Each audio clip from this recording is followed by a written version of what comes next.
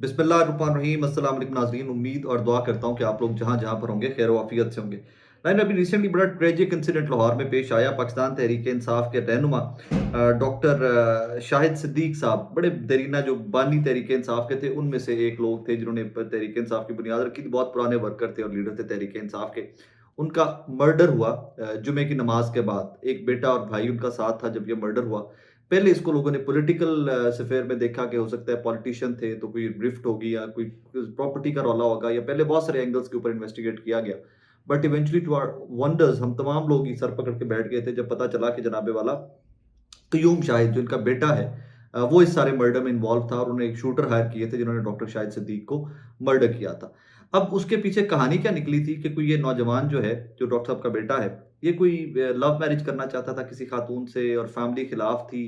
तो उस सारे चक्कर के अंदर द स्कूप की एक्सक्लूसिव स्टोरी है हसन नकवी साहब की। द स्कूप के लिए बहुत अच्छे रिपोर्टर हैं हसन, बहुत कमाल की स्टोरीज निकालते हैं।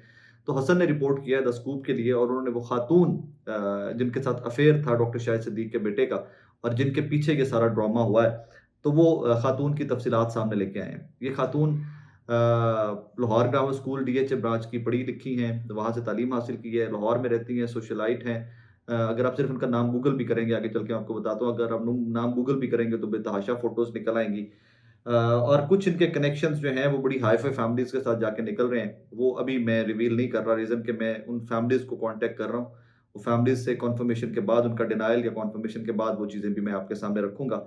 ये खातून जिनके पीछे डॉक्टर शाहिद सिद्दीक साहब का मर्डर हुआ है, इनका नाम है जी दनीज़ अली। और अकॉर्डिंग टू हसन नकवी और उनकी स्टोरी जो है, कुछ जो जिन सोर्सेज़ ने उनको कोट किया है, उनके मुताबिक लाखों रुपए का सोना और ज्वेलरी जो है वो डॉक्टर शाहिद सिद्दीक का बेटा पहले चोरी करके इनके अकाउंट में ट्रांसफ़र कर चुका हुआ था। उसके बाद अब फड्डा शादी पे चल रहा था कि शादी नहीं, डॉक्टर साहब नहीं चाहते थे कि शादी यहाँ पर हो। और सेकंडली एक इसमें कॉन्फ्लिक्ट का या एक पॉइंट जहाँ पर मज़ीद हालात ख़राब हुए वो ये भी था कि डॉक्टर शाहिद का बेटा क्यूम शाहिद जो है, वो चाहता था कि वो लंदन में कोई प्रॉपर्टी खरीद कर इन खातून का नाम करे और फिर उसके बाद शादी हो एंड एवरीथिंग। और डॉक्टर साहब और उनकी फैमिली ऑब्वियसली इस सारे मामले के बहुत अगेंस्ट थे और बेटे ने इवेंचुअली तैश में आकर कत्ल कर दिया है। अपने ही बाप को कत्ल करवाया था बेसिकली। और पुलिस जो कहती है, ओसीयू जो ऑर्गेनाइज्ड क्राइम यूनिट है जिन्होंने तहवील में लिया हुआ है डॉक्टर शाहिद के बेटे को क्यूम को, कहते हैं कि उनके पास बहुत कॉन्क्रीट एविडेंस है कि वो बंदा बच नहीं सकेगा। एनीवेज़, डॉक्टर शाहिद के साथ जो हुआ वो बहुत ही अनफॉर्च्यूनेट है, बहुत ही अनफॉर्च्यूनेट है, लेकिन ये कड़ियाँ कहाँ-कहाँ जाकर कैसे-कैसे मिलती हैं और ये सोशल मीडिया ने कैसे हमारे बच्चों को पागल किया हुआ है। ये उसकी भी एक झलक है कि आप इस खातून का नाम जब गूगल करेंगे ना, सिर्फ just put it on the Google, तो आपको बहुत सारी चीज़ें इस तरह की मिल जाएँगी कि लैविश लाइफ़स्टाइल और वो जो फ्लॉन्ट करने का एक तरीकाकार है, वहाँ से पता नहीं कितने बच्चे हैं जो इस तरह की फ़ोटोज़ देखकर, वीडियोज़ देखकर सोशल मीडिया के ऊपर पागल हो जाते हैं। और ये भी इसके बाद मेरी इत्तला ये है, इन खातून ने अपने सोशल मीडिया अकाउंट्स जो हैं वो डिलीट कर दिए हुए हैं। जब से ये स्टोरी हुई है उसके फ़ौरन बाद से इन्होंने सोशल मीडिया अकाउंट्स डिलीट कर दिए हुए हैं। मुझे नहीं पता कि इनको हिरासत में लिया जाएगा या नहीं लिया जाएगा, लेकिन हसन नकवी की स्टोरी है, एक बड़ी स्टोरी है और उन्हीं का क्रेडिट है, मुझे बार-बार देना चाहिए रीज़न कि ही वर्क्ड ऑन दिस स्टोरी। और ये बहुत डीप डाउन डिग करके वो ये स्टोरी लेके आए हैं। इसमें बहुत बड़ी-बड़ी रेवलेशंस होएँगी, थोड़ा-सा इंतज़ार हमें करना पड़ेगा, सिर्फ़ कन्फर्मेशन या डिनायल आने दें, उसके बाद कुछ लीड्स मेरे पास भी हैं। मैं तो वो भी इंशाल्लाह मैं आपके सामने रखूँगा। सेकेंडली, कल पाकिस्तान तहरीक-ए-इंसाफ का सवाबी में जलसा, उसके आफ्टर शॉक्स अभी तक जारी हैं। कोई बंदे गिन रहा है, कोई ड्रोन शॉट्स ले रहा है, कोई जलसा गाह को पहले से 1 दिन पहले तैयारियों की फ़ोटोज़ लेके कह रहा है कि मैंने पहले फ़ोटो लेके रखी हुई थी ताकि मैं बता सकूँ कि इतनी सी जलसा गाह के अंदर तो ज़्यादा लोग ही नहीं आ सकते, ब्ला, ब्ला, ब्ला। कहानी क्या होती है कि हमारे एक सीनियर जर्नलिस्ट हैं इमरान रियाज़ साहब, उनकी सफ़रिंग्स की दास्तानें जो हैं वो तो कभी वक़्त आएगा तो उसके ऊपर किताबें शायद लिखी जाएँगी। इमरान रियाज़ साहब भी जलसा कवर करने या देखने किस हद तक लोग आए हैं, कितने लोग आए हैं, उन्होंने बताया कल भी एक वीडियो के अंदर कि मैं कई किलोमीटर पैदल चल के तो यहाँ तक पहुँचा हूँ। तो जब वो वहाँ तक पहुँचे हैं तो उसके बाद वो स्टेज पे चढ़ रहे थे। स्टेज पे गए हैं तो वहाँ की एक वीडियो बनी है, उस वीडियो के बाद वो वीडियो पोर्ट्रे इस तरह कर दी गई है कुछ स्पेसिफिक सर्कल्स की जानिब से कि इमरान रियाज़ खान साहब पाकिस्तान तहरीक-ए-इंसाफ के प्राइम स्टेज जहाँ पर लीडरशिप थी वहाँ पर चढ़ रहे हैं। और उनके ऊपर तनकीद ये की जा रही है कि सियासी जलसों का जब आप हिस्सा बनते हैं सहाफ़ी, तो फिर आप बायस्ड हो जाते हैं, फिर आप न्यूट्रल नहीं रहते। अच्छा, इसमें 2-3 चीज़ें मुझे ज़ाती तौर के ऊपर लगता है, अल्लाह पाक माफ़ करे, मैं इसमें कोई प्राइड नहीं लेता। लेकिन जितने मैंने जलसे कवर किए ना एंकर होते, उतने एंकर किसी ने भी जलसे नहीं कवर किए होंगे। हर जलसा जो था मैं तहरीक-ए-इंसाफ, पीएमएलएन, मैं आउटडोर शो करता था और मैं हर जलसा कवर किया करता था। स्टेज तक जाना हमारी मजबूरी होती है। मीडिया कंटेनर की बात नहीं कर रहा, वो तो बनता ही हमारे लिए ना, वो तो सहाफ़ियों के लिए होता है मीडिया कंटेनर। जो मेन कंटेनर होता है, वहाँ से जाके आपको सारा व्यू मिलता है कि कहाँ-कहाँ पर कितने-कितने लोग हैं। और वहीं पर उसी मेन स्टेज से जाकर आप अक्सर जो टियर 1 की लीडरशिप होती है, जिस सियासी जमात का जलसा होता है, आप उसको कवर करते हो, आप उनसे बात करते हो कि जलसे का प्लान क्या है, एजेंडा क्या है, आप फर्दर क्या अनाउंसमेंट्स करने जा रहे हो। सो हमें अक्सर एक्सक्लूसिव डिटेल्स या स्टोरीज़ उस स्टेज से मिलती हैं। फिर मीडिया कंटेनर जिसके ऊपर इमरान रियाज़ खान साहब गए और प्रोपेगेंडा ये किया गया कि इमरान रियाज़ खान साहब जो हैं, वो अ, पॉलिटिकल स्टेज तक गए हैं कि जो पॉलिटिशियन या तहरीक-ए-इंसाफ की लीडरशिप के लिए था, जहाँ महमूद खाना चकज़ई साहब, गौहर साहब, ये तमाम लोग थे, आप उस स्टेज तक गए हैं, लिहाज़ा अब आप न्यूट्रल नहीं रह गए।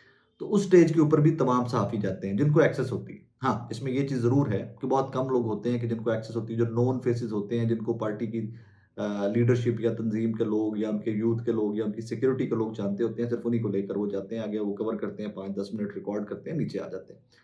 इमरान रियाज़ खान साहब मीडिया कंटेनर पर मौजूद थे और उसके बाद रात से ये एक नया प्रोपेगेंडा उनके खिलाफ स्टार्ट कर दिया गया कि जनाब ये तो सियासी कारकुन बन जाते हैं जब आप स्टेज पर जाते हैं एंड एवरीथिंग। हर सहाफ़ी की फुटेज आपको मिल जाएगी जिसने आउटडोर काम किया होगा, जिसने काम किया होगा। सहाफ़ियों की कैटेगरीज़ होती हैं। एक वो जिन्होंने खाक छानी होती है, जिन्होंने मेहनत की होती है, जिनका फुटवर्क होता है, जिनके कनेक्शंस होते हैं और एक वो सहाफ़ी मार्ज़ वजूद में आए हैं कि जिनके सिर्फ़ सोशल मीडिया के अकाउंट्स हैं और बैठे यूट्यूब के ऊपर और फ़ेसबुक के ऊपर और ट्विटर के ऊपर वो काम करते-करते चंद फ़ॉलोअर्स हज़ार हो गए और लाख हो गए और उसके बाद वो सहाफ़ी बन गए। तो इन दोनों कैटेगरीज़ के अंदर बड़ा फ़र्क है। मेरे नज़दीक जब मैं एंकर भी था, तो मुझे कोई बंदा पूछता था कि आप क्या करते हैं? तो मैं कहता था मैं रिपोर्टर हूँ। मुझे ये लगता था और आज भी लगता है, मैं इस चीज़ के ऊपर कायल हूँ कि रिपोर्टर का काम असल सहाफ़त है, जो फ़ील्ड में निकलता है, जो जाकर ग्राउंड रियलिटीज़ देखता है और वो आप तक लेके आता है। फ़ेयर इनफ एंकर्स की एक अपनी जॉब है। अब हमारे प्रोफ़ेशन के अंदर डिविज़न्स हैं कि आपका ये पोर्टफ़ोलियो, आपकी ये जॉब है, ये जॉब है, ये जॉब है। लेकिन एंकर ने स्टूडियो में बैठकर रिपोर्टर की स्टोरी के ऊपर शो कर देना होता है। सो इमरान रियाज़ खान साहब तो रिपोर्टर बन के रिपोर्ट करने गए थे कि कितने लोग थे, कहाँ-कहाँ से आए थे, कैसा एटमॉस्फियर था। क्योंकि ये तारीखी जलसा इसलिए था कि बड़े लंबे चौड़े अरसे के बाद तहरीक-ए-इंसाफ कोई जलसा करने जा रही थी। मुझे भी जाना चाहिए था, मुझे भी जाना था, लेकिन कुछ ज़ाती मजबूरियाँ होती हैं, मैं नहीं पहुँच सका एंड एवरीथिंग। सो इस वजह से हर पाकिस्तान का सहाफ़ी जो पॉलिटिक्स से को कवर करता है, जिसका इंटरेस्ट है, ये एरिया ऑफ इंटरेस्ट है, उनको तमाम को जाना चाहिए था। सो ये प्रोपेगेंडा क्यों स्टार्ट किया गया, किसके कहने पे स्टार्ट किया गया, मुझे आपको बताने की ज़रूरत नहीं। आपने किसी भी बंदे को मशकूक करना है, किसी भी सियासी जमात या किसी भी सेक्ट के नज़र में, तो उसको उसके बारे में कोई कंट्रोवर्शियल सी ट्वीट्स कर दीजिए, कंट्रोवर्शियल से व्लॉग्स करवा दिए 4। तो अगर 90% लोग उसके साथ भी खड़े होंगे तो 10% उसके खिलाफ भी खड़े होकर उसकी ज़ात के ऊपर सवाल का निशान पुट अप कर देंगे। And that is exactly what happened with Imran Riaz Khan साहब।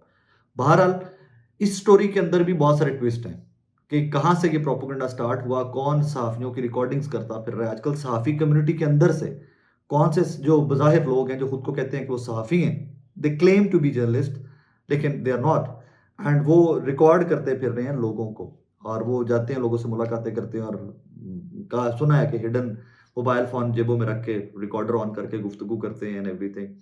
सो सोशल मीडिया के ऊपर पैसे कमाने के बहुत अच्छे-अच्छे तरीके भी हैं यार। मतलब पागल नहीं हो जाना चाहिए कि आप अपनी कम्युनिटी के लोगों से जो खुफ़िया उनकी रिकॉर्डिंग करके और वो आप ऑफ द रिकॉर्ड कन्वर्सेशंस जो हैं वो सोशल मीडिया पे लाने की कोशिश करें, ये गलत बात है। सो इस तरह की बहुत सारी स्टोरीज़ अब अगले दिनों में, चंद दिनों में आपको मिलेंगी कि वो सहाफ़ी जो बड़े जहियत अपने आप को सहाफ़ी कहते हैं, वो इस तरह की रिकॉर्डिंग्स में मुलव्वस पाए जाएँगे और क्या-क्या गंद आपको नहीं मिलेगा। बहरहाल that is what happened to Imran Riaz Khan साहब। उनकी ये जो कवरेज थी, उसको भी किस हद तक कंट्रोवर्शियल करने की कोशिश की गई। अपना बहुत सारा ख़्याल रखिएगा, दुआ में याद रखिएगा। अल्लाह हाफ़िज़।